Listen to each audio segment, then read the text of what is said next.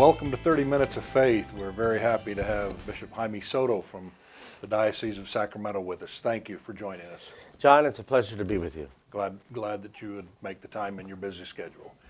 Can you tell us where you were born and raised and went to high school and grew up and about your family and all of those things? Well, as I tell folks all the time, I'm from Southern California, which some here in Northern California would just consider that a whole different state. Yes. But I was born in L.A., and just actually a few months after I was born, my parents bought their first home, their only home, in Orange County, in the city of Stanton.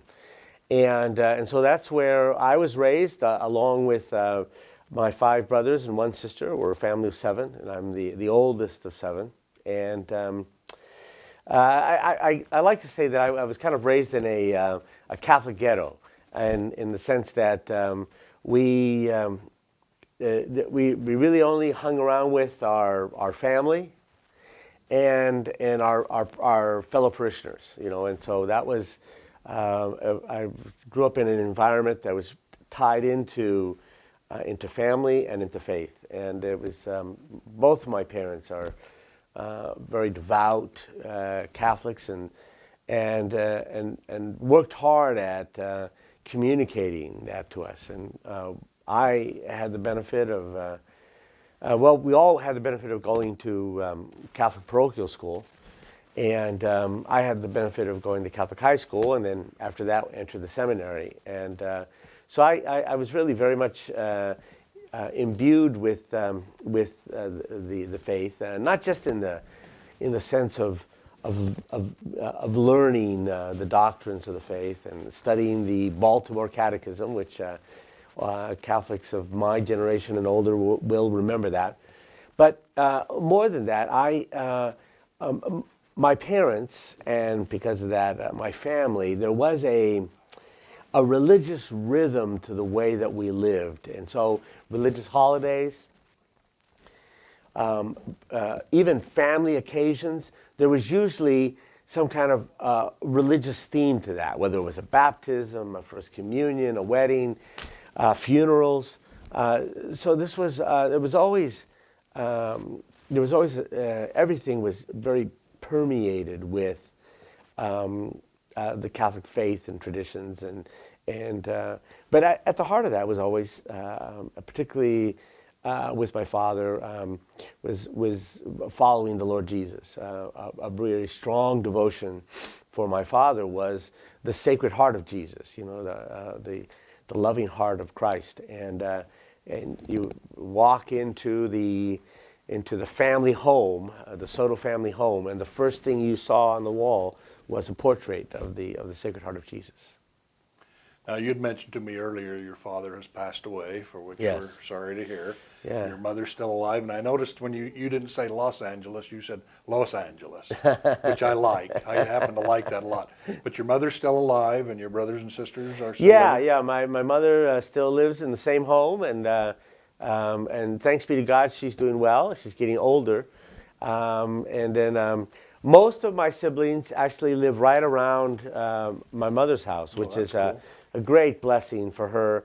And when I go down to visit my mother, that's always an occasion for everybody to come together, and it's nice to see the tribe get together. I have one brother who lives in Idaho, and he does come down occasionally, but it's a little bit more of a hike.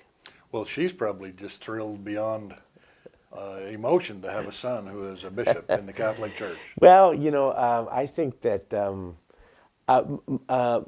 both my parents were just kind of thrilled and overwhelmed by the whole idea of having a son who was a bishop in the church.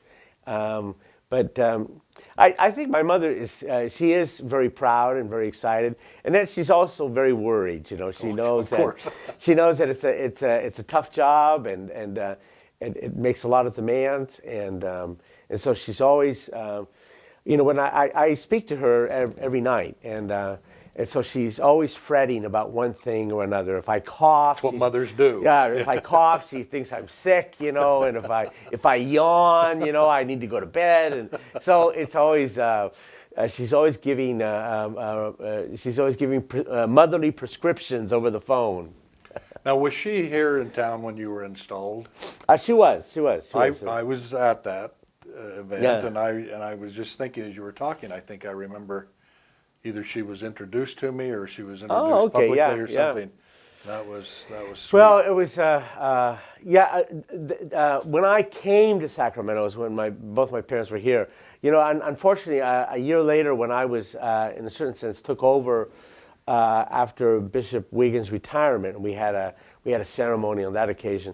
My parents could not come up at that time because that's just when my father was really in his last remaining days. But they were here when I'm fairly sure you were there when I was welcomed here to Yes. Sacramento, and and that was a great occasion for them. Wore them out completely. So. Now, what were you doing before you came to Sacramento? Well, as I said, I grew up in Southern California, in Orange County specifically, and Orange County is as many folks know, besides being the home of Disneyland, is quite an urban center, and so at the time that I was there, it was probably about 2.7, 2.8 million people just in one very small coastal county in California. And the diocese for which I worked for many years is just that county. So it's in some sense, it's very geographically small, but just dense with population. Most of my work as a priest, I was ordained in 1982. Most of my work has been with the Hispanic community, and I had the opportunity to study, get a degree in social work. And I did a lot of work in the area of immigration services. And that has been something that I did as a young priest, working with immigrant communities to try to help them to get not only legal status, but then later on to how to become citizens. But also now, even as a bishop, I still continue to work on that issue. So. Did you speak Spanish as a child? I did not. My parents, now this is going back to the 50s and 60s, and even though the Hispanic community would have been, even at that time, a significant population in California, but it was relatively small. And so my parents were concerned that they wanted us to be able to speak English well, so that they spoke English to us, and then they spoke Spanish among themselves. And then my grandparents only spoke Spanish, and so I guess it was one regret about that, and I think my parents very much had regrets about this, is that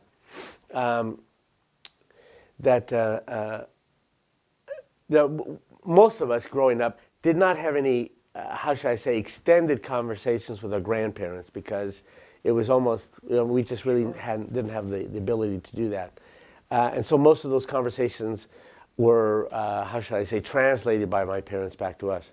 Though, my grandparents were very good to us and very affectionate, and I have fond memories of them. But I don't have those recollections of, certain sense, kind of sitting down and listening to my grandfather tell stories about coming to the United States. But in any case, when I was in the seminary was when I realized, well, with a name like Jaime Soto, and by that time the Hispanic population was booming in California, right. The 70s and the 80s, and I knew that I was going to, as a priest, wind up working with that population a lot. So I said I better get my act together, and so I started studying Spanish in the seminary. And then had the opportunity to actually go to Mexico, kind of an immersion experience, which was just a tremendous, tremendous experience in the state of Jalisco. But I'll be frank that even though I acquired a lot in school, it wasn't until I was finally ordained and quite frankly just kind of thrown into the fire, thrown into the deep end of the pool and had to swim, that I began to pick up the language at first rather clumsily, but bit by bit. As I would say today, I can defend myself in Spanish pretty well. You know, when you talked about your grandparents being affectionate, my paternal grandfather kissed me on the lips from the time I was a little boy. Yeah. When we'd go to say goodbye and that. And the last time I saw him, I was a grown adult, and he was taking me to the airport to head back home, and he, you know, kissed me on the lips and hugged me and told me how much he loved me and that he was proud of me and all those other things. And that is just a powerful memory in my heart that just sort of screams at me, Grandpa loved me, you know. Yeah, that was yeah. a sweet thing. So when you said that, it made my mind and my heart race. Well, you back. know that they were such formidable figures. I mean, in many cases, I mean, Well said. that they were, you know, you know, as an adult, I mean, I realized that they were just working class men and people, and my maternal grandfather was a carpenter, and my paternal grandfather was mostly in retail, but you know, in a certain sense, there was just such you know, admiration for them and respect for them. That was, I mean, they were just giants. Do you speak in Spanish to your mother? I do actually. Yeah, cool. it's kind of funny because she likes to. Sometimes I think as she gets older, the Spanish of her childhood becomes easier for her, and so that she, you know, will start off in English and then she'll slip into Spanish. That's kind of sweet. And then, you know, and I may be tired or something, and I try to get the conversation back into English, but she ain't going there. And so, you know, I have to kind of switch into that gear, and so we have this conversation. And that's, quite frankly, it's I don't know how else to describe it, but a sweet feeling to have that ability to be able to communicate with my mother in that way, you know, in kind of going back to what was for her, you know, her childhood language, and to be able to carry on a conversation with her. And that's a sweet childlike story. Yeah. To hear that. How old were you when you thought you might want to be a priest? Oh gosh, I get you know, I just as a tangent on that, I visit all our Catholic high schools here in Sacramento, and at least once, if not twice or three times, I get this question. So this may sound somewhat rehearsed, but that's a decision or I guess a desire I expressed all the way in the second grade. I mean, it was really, again,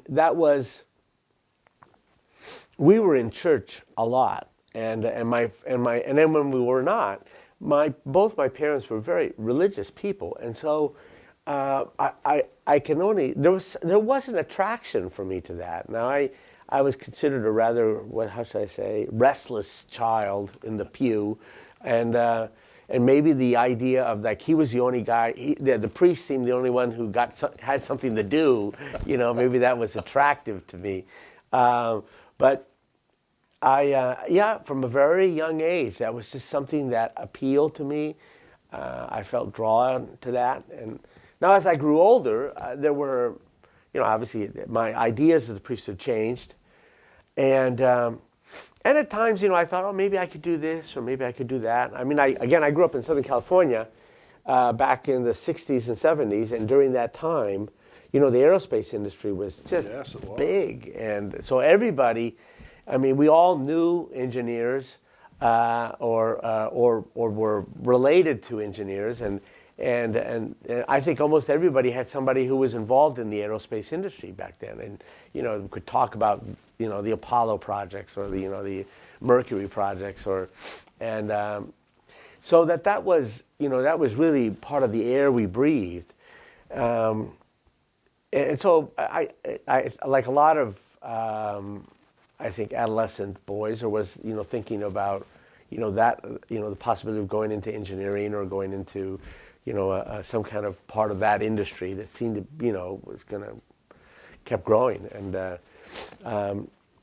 but the other thing too was I don't know exactly where the bug came from, but I was also very fascinated with politics. I remember still being, even, gosh, maybe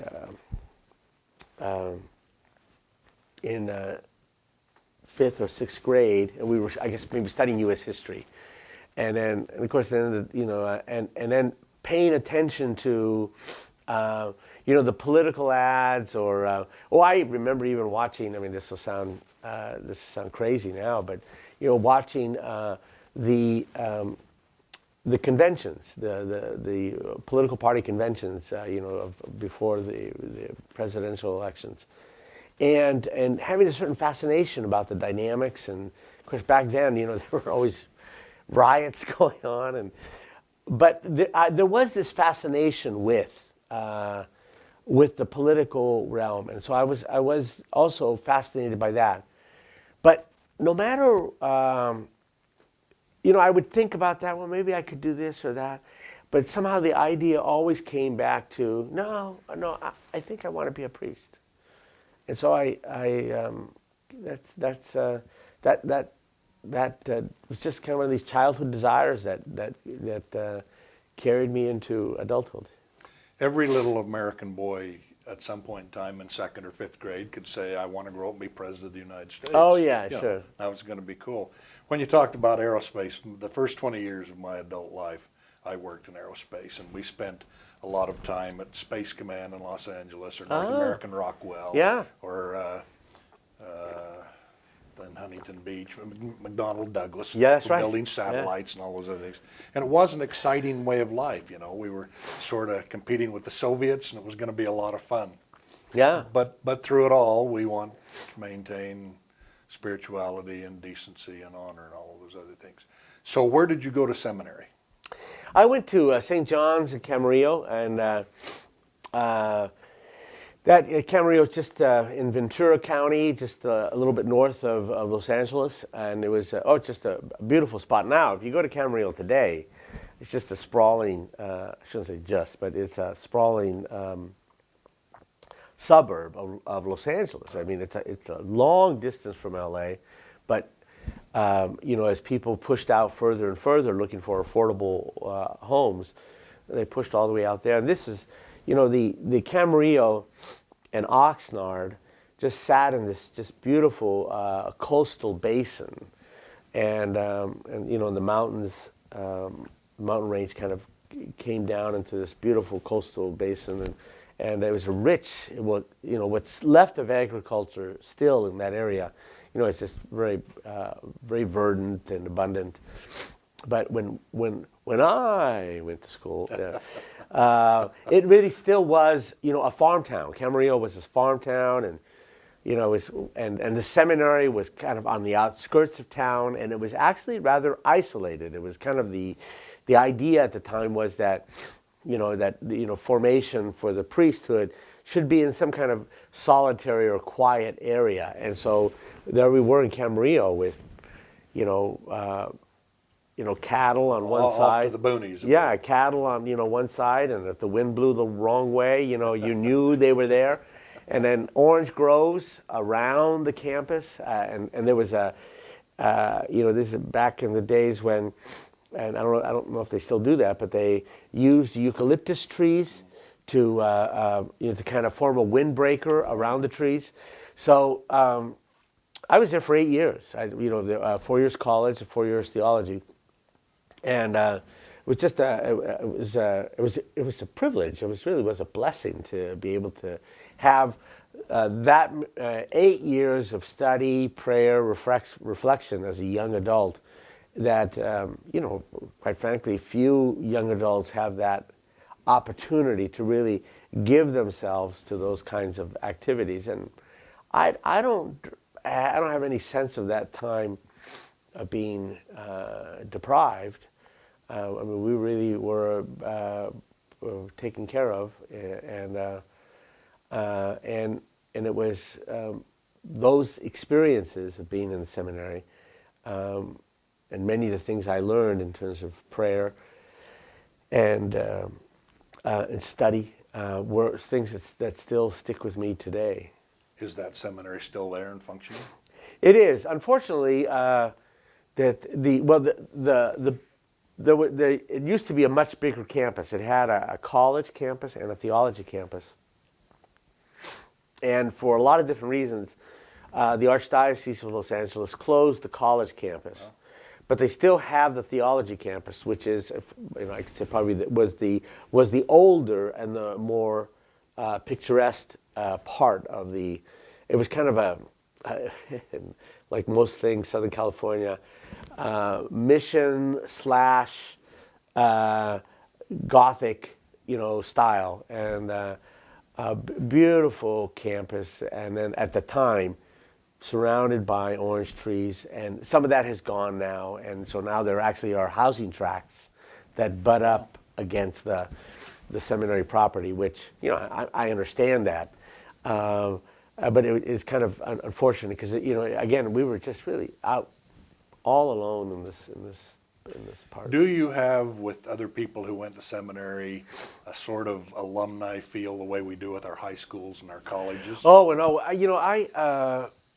in fact, actually, the seminarians here in Sacramento are accustomed to me saying that the presbyterate that you will belong to starts here in the seminary. Oh. That there is that sense of fraternity among the priests that, and what gives it some of its vigor is that some of those really very important and strong relationships start in the seminary, and so for me, it's important for seminarians to not just be in a good seminary, but it's also important for them to be together, and that they as they grow in their vocation and they grow in their faith, that they also grow in a sense of companionship, both as disciples, and then hopefully, with God's grace, as ministers. Do you remember the priest or priests from your childhood? I remember some of them, and obviously, I remember the pastor when we were growing up was Monsignor Daniel McLaughlin, and he could be rather somewhat of a curmudgeon, and but I kind of, I guess there was a certain fear of God about serving with him, and yet there was also kind of the challenge because he was kind of demanding and a rather precise in what he expected. And I was an altar server. I mean, that was kind of, as a given, and I didn't mind serving with him, and I thought I had knew the rituals pretty well, and he was pretty exacting, and so there was in a certain sense a certain satisfaction with taking on the challenge of serving with Monsignor Daniel McLaughlin, and that he would be and that he wouldn't and that he wouldn't say anything at the end of the mass because that meant you did it right. I haven't heard that before. That's a good way to do that. When I went to boot camp for Vietnam in early 1968, my bunkmate was a boy from Lake Charles, Louisiana, and he was born and raised in a very Catholic home and a long line. His grandparents and great grandparents that had been Catholic. And he was, we went to just a non-denominational chapel service on Sunday, and it was Christian. We heard the old Christian hymns, and the prayers and things were offered, and the Eucharist was provided and all that. But it was a whole mix of kids. All these boys are 18 years old, and they're all worried about going off to the jungles of South Vietnam and that. And at night, a few of us, when the lights would go off, would pray. But he was a top bunk and I was a bottom bunk, and so I could just slip onto the floor, and he couldn't quite do that.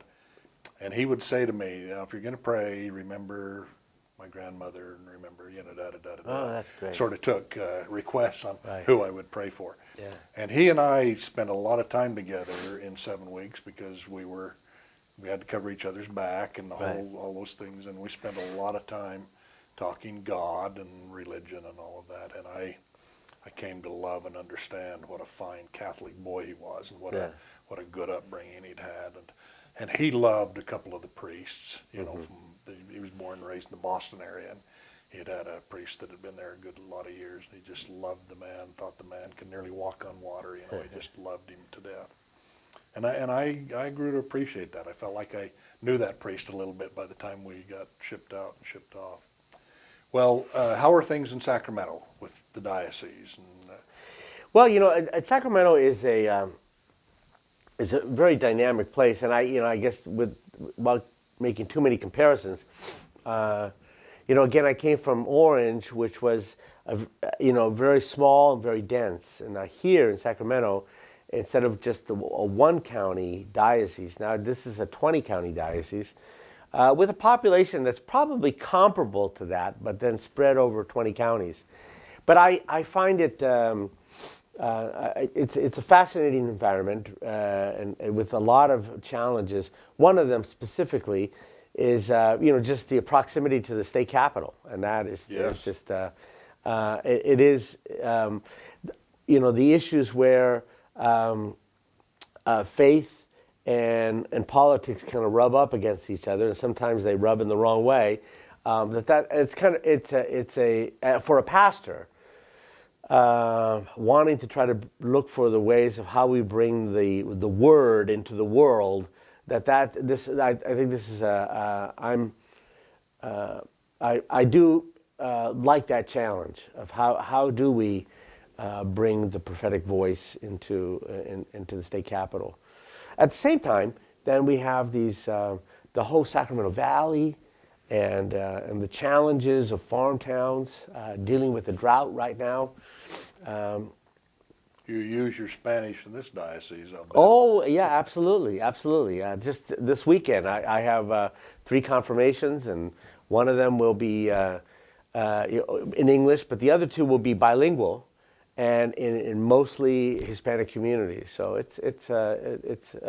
that's enjoyable. That's enjoyable too. As we draw to an end, may I ask you if you could wave a magic wand to fix or repair or replace or update something in the world, what would that be? One thing that growing up that was important to us was the family meal. And I'm aware today a lot of families do not do that. So if I had to say there was one thing, is bringing the family together around the table. That's a good answer. And saying grace. We just had that conversation in our home with some grandkids and that just a few days ago. Good answer. Thank you, Bishop. Oh. Nice to spend some time with you. No, it's great. Great. Thank you, John. You bet.